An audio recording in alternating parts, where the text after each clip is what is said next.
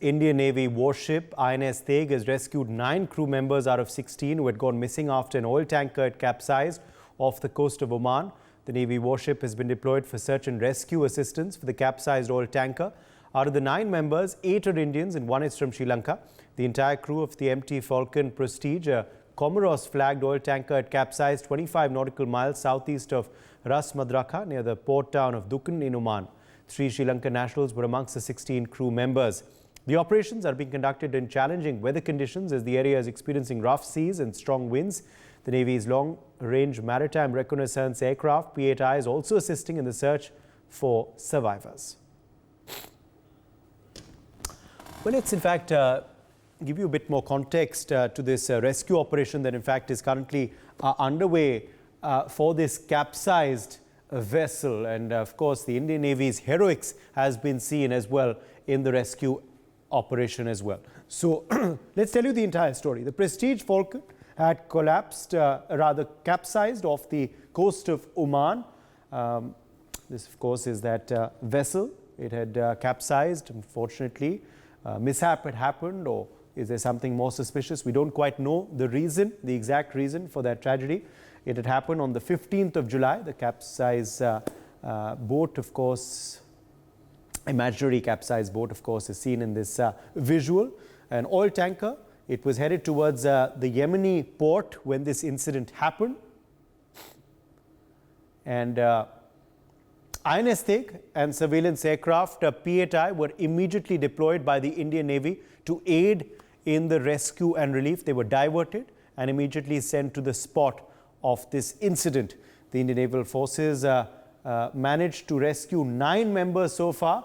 Out of them, 8 are Indians and 1 is a Sri Lankan. We are hopeful, of course, that their efforts will get more people to be rescued as soon as possible. But remember, they're battling adverse weather conditions as we speak. Commodore Anil Jaisingh, former Navy officer, is joining us live on the broadcast. Commodore Singh, it is a complicated operation, but so far some good news came in earlier today with the rescue of 9 individuals on board.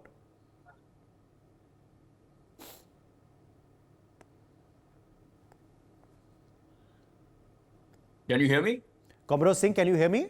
Yes, I can hear you. Can you hear me? Yes, yes. Please go ahead. Did you hear my question? Yeah, well, this is indeed, 3 or 4 facts that immediately come to mind. One, of course, that, in choppy seas, particularly at this time of the year in the monsoons, some of the seas can be quite treacherous. Waves can be very high. And due to some navigational, misjudgments, a capsize of a large merchant ship can also take place. It doesn't happen very often, but it does happen. So it is not that this is some incident which has never, such things have never happened before. But I think more important is the fact that the Indian Navy is always ready to respond with alacrity and a lot of agility to any such developing situation. Now, when a ship capsizes in choppy weather like this, rescuing the crew members who've fallen into the sea is not always going to be easy. And I think it's remarkable that the Navy has been able to mount an operation with INS TEG and the P8I aircraft, and I'm sure TEG's integral helicopter must also have been pressed into this search and rescue mission to locate the survivors in the water. And it is heartening that 9 have been recovered, and hopefully a few more will get recovered. But in choppy seas, it becomes that much more difficult to see the survivors. So I think the operation will continue till such time there is any hope of more survivors being there. That is something, every life at sea is precious. No effort is spared by navies worldwide to save lives at sea. Search and rescue is a very important element in a navy's, amongst the Navy's roles and missions. And it is so for the Indian Navy as well. We have always been at the forefront in effecting search and rescue operations in the Indian Ocean. You would recall a few years ago, there was a tanker which had caught fire off Sri Lanka. The Indian Navy and the Indian Coast Guard, after Sri Lankans tried for a day or so to douse the fire, they were not able to do so. The Navy and the Coast Guard were pressed into action, and they were able to control the fire in a day or so. Similar incidents have happened all across the Indian Ocean. Number of fishermen have been regularly rescued by the Indian Navy. This also helps because the Indian Navy has adopted a multi-mission deployment pattern where at any given time, 12 to 15 warships of the Indian Navy with accompanying aircraft and integral helicopters are deployed all across the Indian Ocean and the Indo-Pacific. So an Indian naval ship is never very far from a situation that may develop. And that is why Indian Navy's credentials as a preferred security partner in the Indian Ocean and a first responder has got reinforced. And today, everyone looks at the Indian Navy to be able to provide the support. Insofar as Yes. the... Yeah, please. Yes, I'll come back to you, Commodore Singh. Let's quickly get in Major General A.K. Sivach as well, defense analyst, for his perspective on this story. Major General Sivach, it's a very complicated operation because you know, the rescue is of course happening under adverse weather conditions, rough seas, choppy water, I think a lot of wind and perhaps rain as well. But you know, so far it has yielded positive results. 9 individuals rescued. We're hopeful for more good news as well as the day progresses. Absolutely. Uday, no doubt about. See, as far as Indian Navy is concerned, they are the net security provider as far as Indian Ocean and Arabian Sea is concerned. And they are the first respondent. Why they are the first respondent and net security provider? That they have a capability. We have now displayed it time and again that whenever there is a SOS call to Indian Navy will rise to the occasion. And this is in spite of, see, Operation Prosperity Garden going on. As far as US is concerned with 11 countries, none of these countries managed to save so many lives as the Indian Navy is done. Now, as far as this ship is concerned, this was an oil tanker which was going to Yemeni port of Aden, and this was basically a Comoros flagged oil tanker. So the question comes is that when the weather conditions are very extremely bad, it is raining and the sea is rough. At that point of time, our INS TEG goes there, try to save as many as crew members of oil tanker as possible. Out of 16, they have managed to save 9. Out of them, 8 are Indian. And the efforts are going on to rescue each and every one of them. So what it does display to the world, you see, it displays the capability and might of Indian Navy. It is the SOS call given to Indian Navy. Rest assured that there will be a help coming immediately. And that is what the confidence which you have gained in time to come. That today, imagine what was happening as far as the Houthi rebels are concerned and Somalia pirates in the Red Sea. That Operation Prosperity Garden could not succeed as much as the Indian Navy could help those ships which were in distress. So overall, I say that it is a very positive step. Indian Navy has come a long way. It is now emerging from brown Navy to especially blue water Navy. The reason is simple. The capability is increasing. The confidence of the world is increasing. And especially our neighbors. They are looking toward us whenever there is a crisis and emergency. Imagine that in this weather condition, that P-8I, which is a surveillance and recce aircraft, that was also employed. So majority of the navies, when the sea is very rough, they will not like to venture in basically a relief and rescue operation. But Indian Navy is very well guarded, very well trained, very well motivated, and this has been displayed to the world. And that's why the confidence on Indian Navy is going day by day as far as the world is concerned, that Indian Navy is a very professional. The heroics of our Indian Navy, Commodore Singh, there for all to see. But it's not the first time that such a daring operation has happened. We've gone for rescue missions in the recent past as well, and all done in perfect precision. Yes, absolutely. The Indian Navy has really conducted itself with great aplomb, and it has really made a mark. It has earned the appreciation of navies all over the world, of countries all over the world. There is no two ways about it. General Sivach was alluding to the Operation Prosperity Guardian. While we did not get into the fracas happening in the Red Sea, where Houthi rebels were launching attacks on merchant ships heading towards Israel or carrying goods for Israel, we took on the responsibility of ensuring the safety of the movement of trade from the Bab el-Mandeb Straits into the Indian Ocean.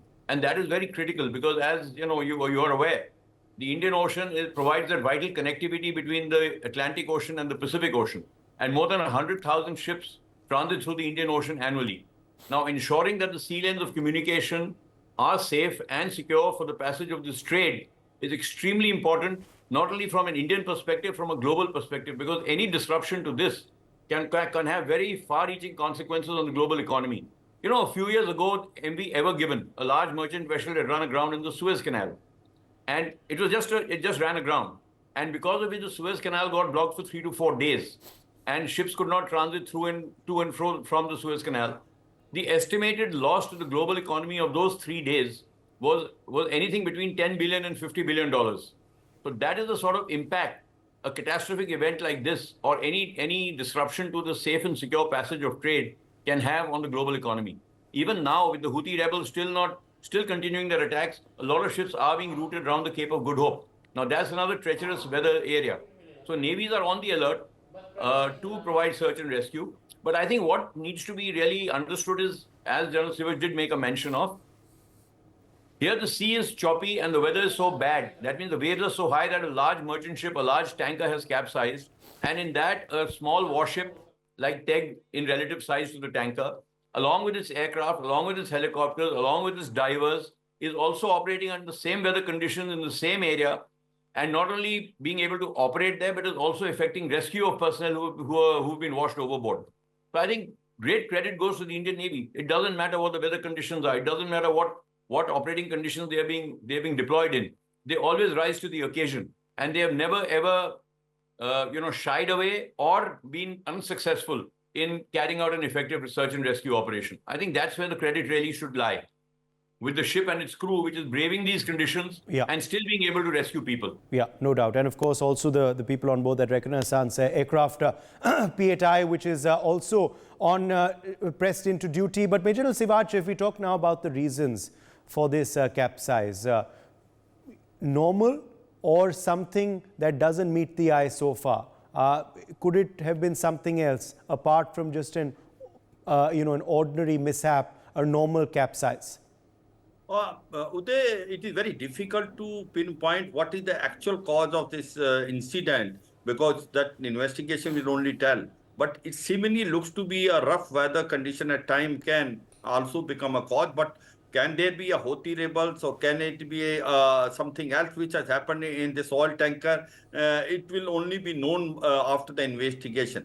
But the point which comes very important is, remember this Israel-Hamas war going on, and now these Houthi rebels in Yemen have become very aggressive. And they in Red Sea are not letting the ships go through Red Sea, through Suez Canal, and then going toward Europe. The majority of the ships are going all around the African coast, and this has increased the cost of travel by almost 10 to 15%, and almost 20% has increased as far as insurance is concerned. It is taking more than about a month now. But as far as India is concerned, we have deployed almost about 10 naval ships there. And we are making sure that as far as Indian ships are concerned, they have a safe passage from the Arabian Sea, going to the Red Sea and going through the Suez Canal. And that is the might of the Indian Navy. And not only that Indian ships are there, any ship which comes under distress, we are there to help them out. So the point is, the might of Indian Navy is now known to the whole world, that we have a capability and capacity to dominate the Indian Ocean, Arabian Sea. In case of any SOS call, it will be Indian Navy which will be a first responder, net security provider. This has given, flip to the prestige of India, especially after Israel-Hamas war and the Houthi rebel becoming very, very offensive in Red Sea, has displayed by the Indian Navy that they have come a long way. And today, the Indian Navy is one of the best Navy of the world. For more such videos, subscribe to the NewsX YouTube channel, hit the bell icon.